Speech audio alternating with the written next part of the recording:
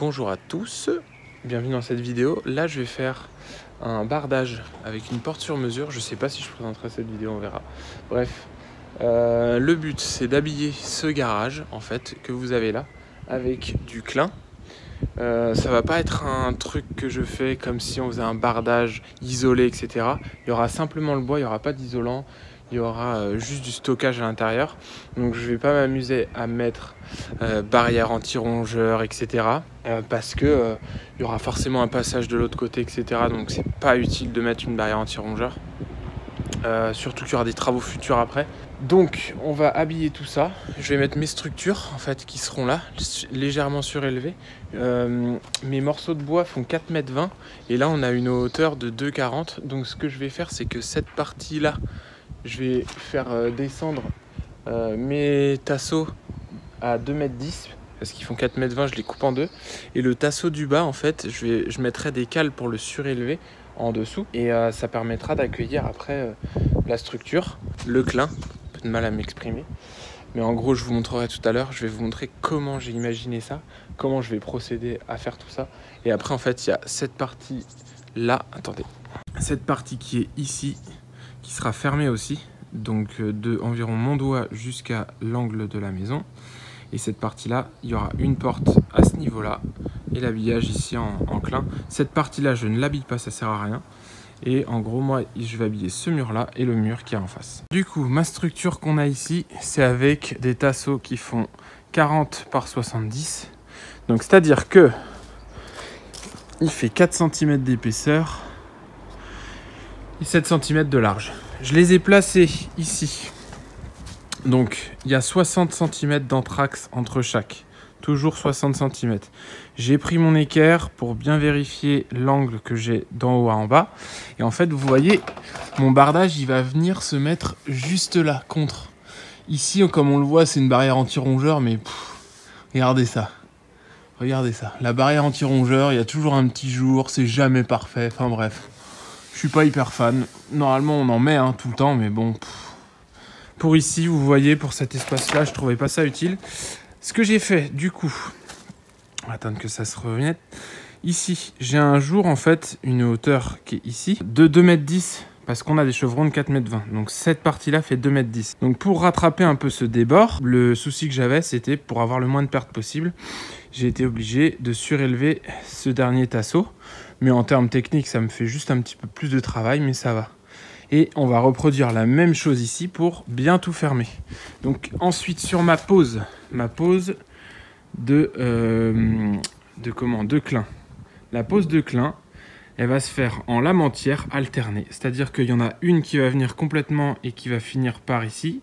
Et il y en a une autre qui va finir là-bas et qui va s'arrêter par ici. Et ici, ce sera que des morceaux, toutes les deux lames. Donc voilà, ça va être très simple. Faudra vérifier les mises à niveau, je vous montrerai ce qu'il faut faire. Et voilà, allez, on continue. Bon, j'espère que ça va tenir.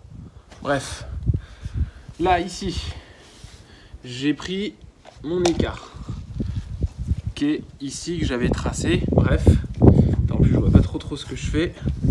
Donc, je prends mon anthrax, crac, là, je viens le caler bien correctement. Bravo, Polo. Vous pouvez prendre un marteau, c'est juste que forcément moi je l'ai oublié. Ce que je fais ensuite, hop, je prends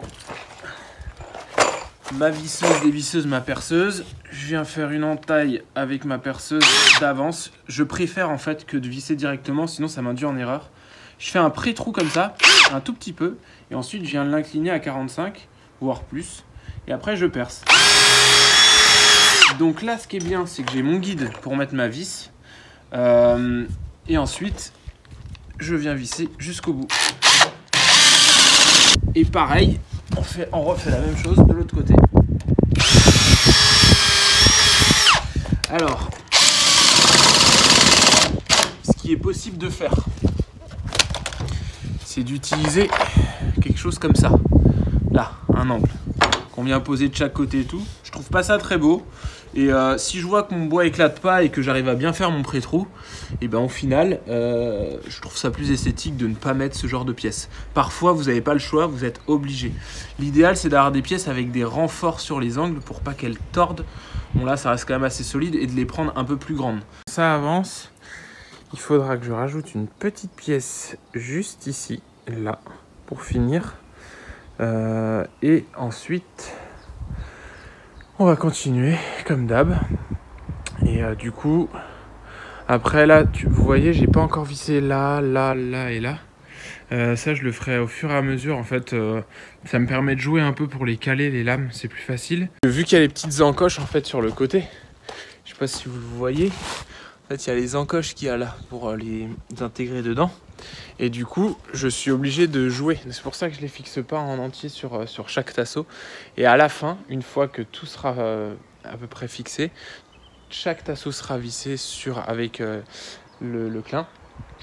Je fais mes tracés, ce sera sûr que ce soit droit. Et puis voilà, ici, j'ai décidé de m'arrêter comme ça parce que l'autre partie va venir mourir contre à ce niveau-là. Et à ce niveau-là, là, pour recouvrir. Et puis voilà, ça va faire quelque chose de propre.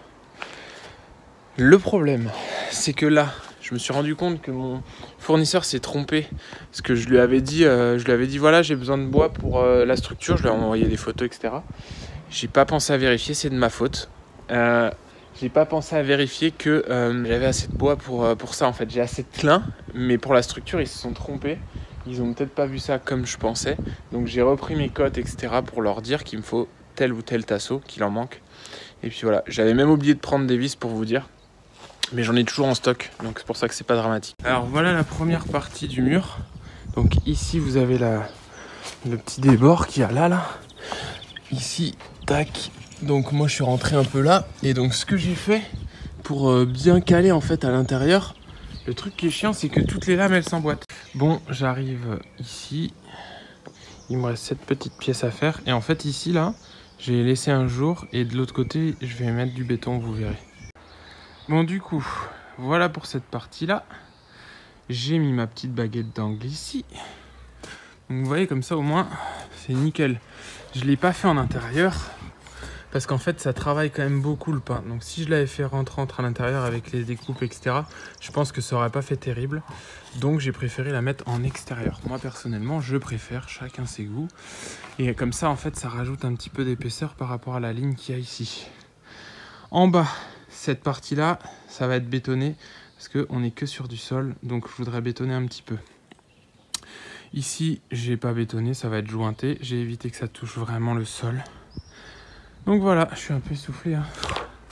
Mais franchement, pas mal. Hein. Bon, là, on arrive sur notre structure de porte, enfin, la porte coulissante qui va être ici et qui va coulisser comme ça. Ici, il me reste 1, 2, 3 parties, 4 à mettre le long là. 5, 6, bref, pour accueillir le bardage. Et notre porte va se trouver ici. Alors, du coup, on a ce petit rail qui a été installé avec la fermeture juste ici. Du coup, on a une fermeture là, comme ça, avec le cadenas. Et puis, après, tout le derrière a été bardé. J'ai choisi de mettre ici différents en vertical et ici à l'horizontale pour justement changer un peu cet aspect. Et puis voilà, partir sur un rail comme ça, parce qu'en extérieur, c'est le mieux. Je me suis arrêté sur le côté, j'ai oublié de faire la conclusion. Bref, vous avez vu le bâtiment, vous avez vu comment ça s'est fait, les structures, etc. Qu'il fallait préparer un petit peu tout ça. Donc, n'hésitez pas à vous abonner à la chaîne, n'hésitez pas à liker, à commenter, à me dire si j'ai fait des erreurs ou si c'est possible. Parce que de base, c'est pas forcément mon métier. J'apprends encore, je me renseigne, mais bon, dans les structures que j'ai faites, j'ai pensé que c'était quand même réfléchi et durable. Donc si vous avez des remarques, n'hésitez pas. Si vous avez des demandes pour des conseils aussi, n'hésitez pas. Je suis toujours là pour vous et pour vous aider. Allez, je vous dis à une prochaine. Ciao!